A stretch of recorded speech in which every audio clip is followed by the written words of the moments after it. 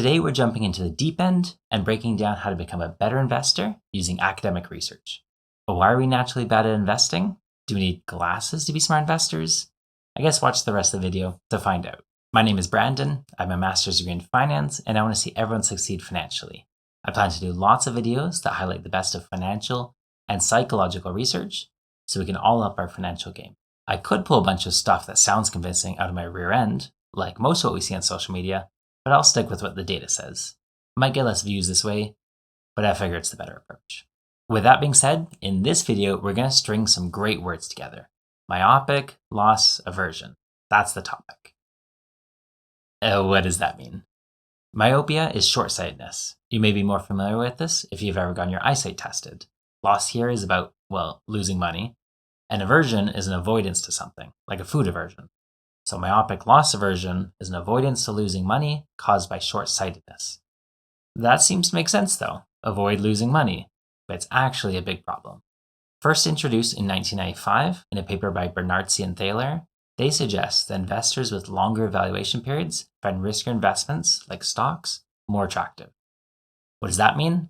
If it means you don't look at your investment returns as often, you will actually prefer more volatile investments, like stocks. 2024 gives a superb example of why this is. In 2024, the total US stock market returned about 24%. Other major markets had similar fantastic returns that year. I'll use Vanguard's US Total Stock Market Fund, VTI, to illustrate, which made 23.7% that year. If someone looked at their investments just at the beginning of the year, January 1st, and then once at the end of the year on December 31st, they would simply see plus 24%. Amazing. Feels great. However, if they were to open up their account and look at the returns daily, they would see a totally different story.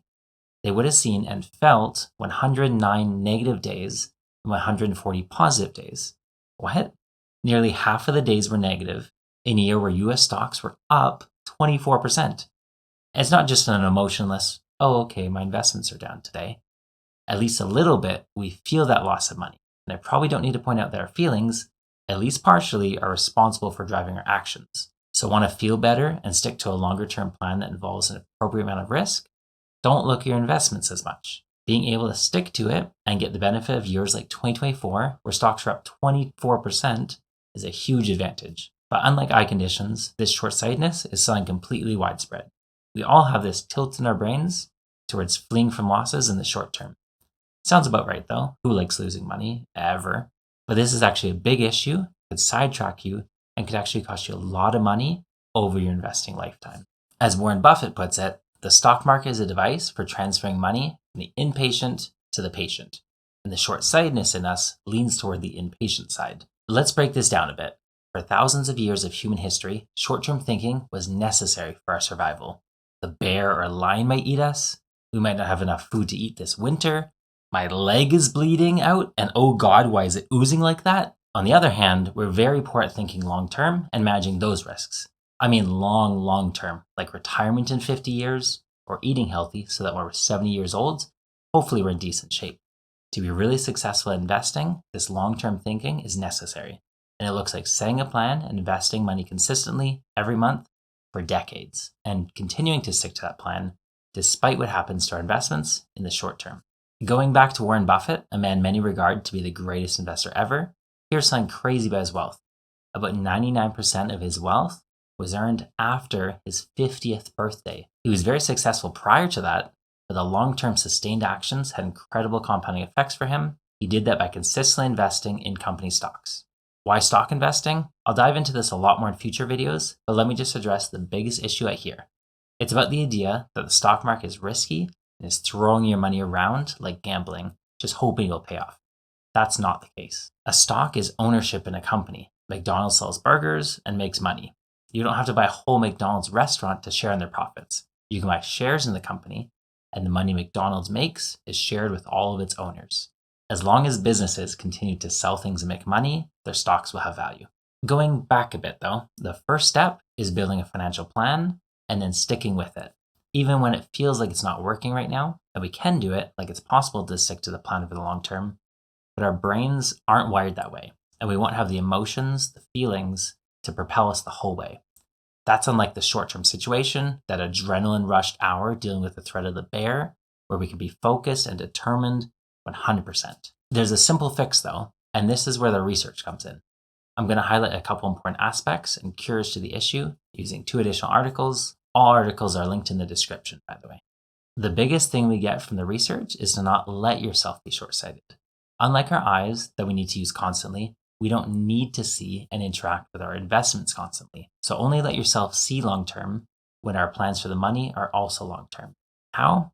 Like the 2024 example above, if you checked in on your investments just once in the year, you'd be a lot more motivated by your investments to keep going than if you were checking in on them daily. A 2005 article by Bellemare et al. Designed an experiment to see what had a larger impact, looking at your investments often or being able to change and tinker with your investments. When test subjects frequently saw the outcomes of their investment, this was the first test group, they were more likely to invest less in the risky bet.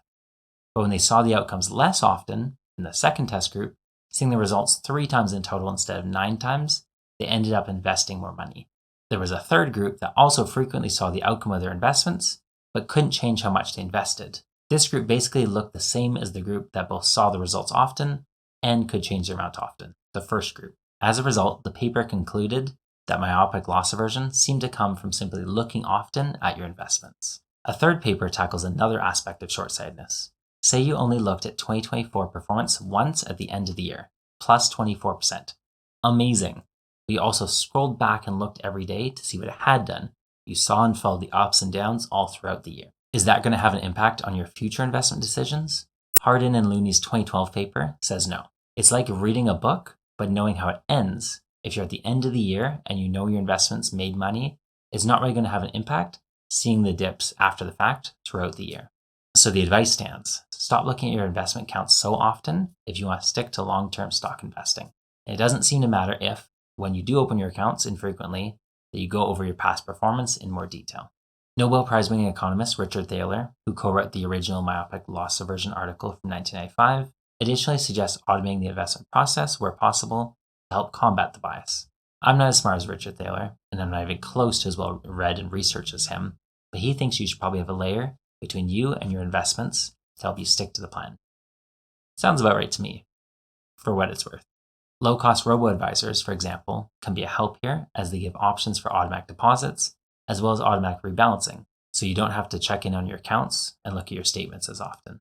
I've done a previous video on why keeping investment costs down needs to be a pillar of your investment plan. Many robo-advisors offer a relatively low-cost way to invest, so they may be the sweet spot for many people.